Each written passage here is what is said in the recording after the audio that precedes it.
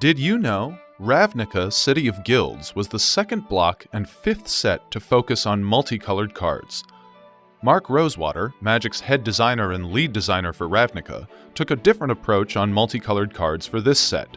He focused strictly on color pairs, rather than various color combinations and a card's casting cost.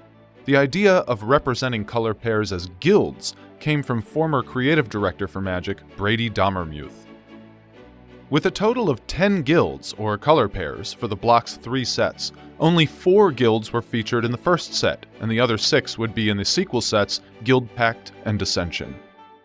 The 4 guilds introduced in Ravnica City of Guilds were Boros, Dimir, Golgari, and Selesnya.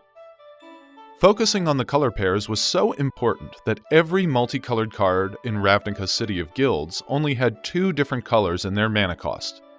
This changed in the following set, Guild Pact, when the Nephilims broke that rule, but they reverted back to color pairs only in the final set, Dissension. The Magic team gave each guild its own unique keyword ability. Also, cards affiliated with a guild would have its guild symbol watermarked under the rules text. The watermarks were only used to identify a card's guild affiliation and did not affect any rules of the game. The last new concept was hybrid mana. For the first time, players could choose which color mana they wanted to pay within the hybrid mana symbol.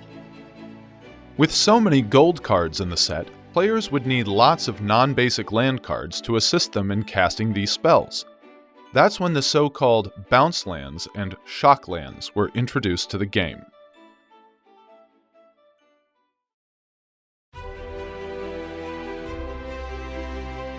One of the most exciting parts of Ravnica was the new cycle of dual lands.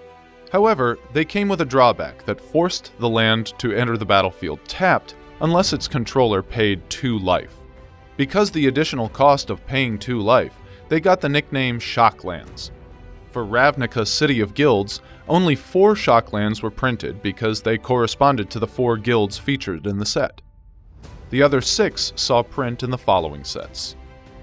These new dual lands were incredibly successful. It provided for a greater variety of colors for players to build with in Standard. And for non-rotating formats, they were incredibly efficient with fetch lands, since each land categorized as 2 basic land types. However, their popularity and value steadily declined as Ravnica block rotated out of Standard. But that changed when Modern was introduced in 2011. With Modern becoming a very popular non-rotating format, the Shock Lands value skyrocketed. Fortunately, Return to Ravnica released a year after Modern's introduction, and a large print-run reprint of the Shock Lands dropped their secondary market value. For now, they have settled at a more reasonable price. In 2006, the Boros spell Lightning Helix became the sole card of the greatest top deck ever witnessed on Magic Pro Tour coverage. It happened in the semifinals of Pro Tour Honolulu. Craig Jones piloted a Zoo deck versus Olivier Ruel's Orzhov deck called Hand in Hand. In the 5th game, Craig had 1 turn left to win. First, he brought Olivier down to 3 with the burn spell Char. All Craig needed to do was deal 3 damage, which he could not achieve by attacking with his creature. Instead, he drew Lightning Helix off the top of his deck, and the match ended in epic fashion. Oh my God! Craig Jones is through to finals! Speaking of Zoo, Ravnica brought this famous deck archetype to the forefront thanks to the Shock Lands, Lightning Helix, and several low-cost, high-power creatures like Watchwolf. When Ravnica rotated out of Standard, Zoo kept seeing play in other formats, including Modern.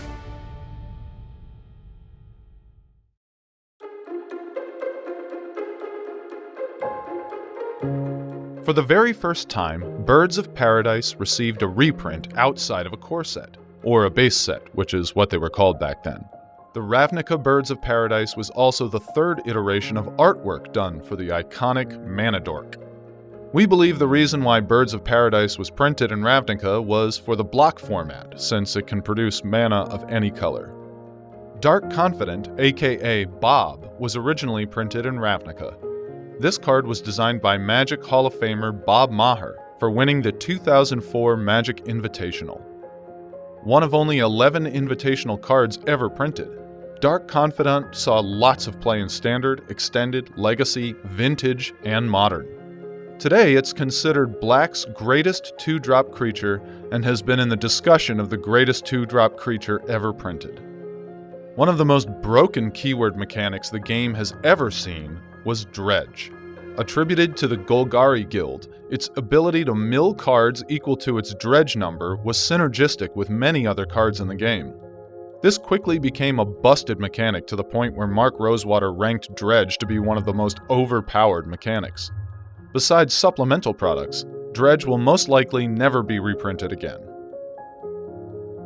Ravnica was the first time that Richard Garfield, Magic's creator, returned to design the game since he officially left Wizards of the Coast several years prior.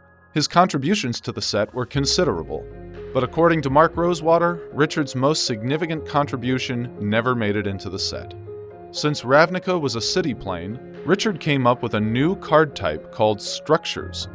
The idea was to create a permanent that represented a building, and it had effects similar to enchantments and artifacts, but could only be destroyed by damaging it.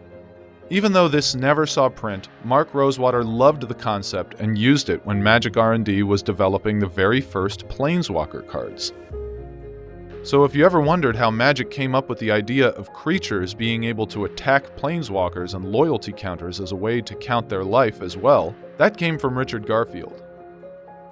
Ravnica is often referred to as one of the greatest sets of all time. It is arguably one of the best standalone sets to draft, and it saved the game at a time when the player base was declining. As a matter of fact, it was so successful that Mark Rosewater wanted to return to Ravnica immediately after the following block, but that obviously never happened. It would take nearly 7 years before Magic returned to the beloved plane when Return to Ravnica was released in 2012. I know there's a lot more to go over on Ravnica's City of Guilds, but this is all we have for this episode.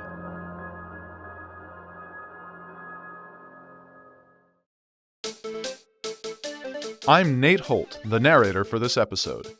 If you want to know more about me, check out my web series Enter the Battlefield and Walking the Plains. They're on Magic's YouTube channel, and you can just find it by Googling it. Please subscribe to the channel and visit our sponsor, CoolStuffInc.com. On their site, you can read more articles on Magic and even purchase sealed packs or singles. Also, make sure to check out the Did You Know Magic playlist to watch more episodes. Thanks for watching.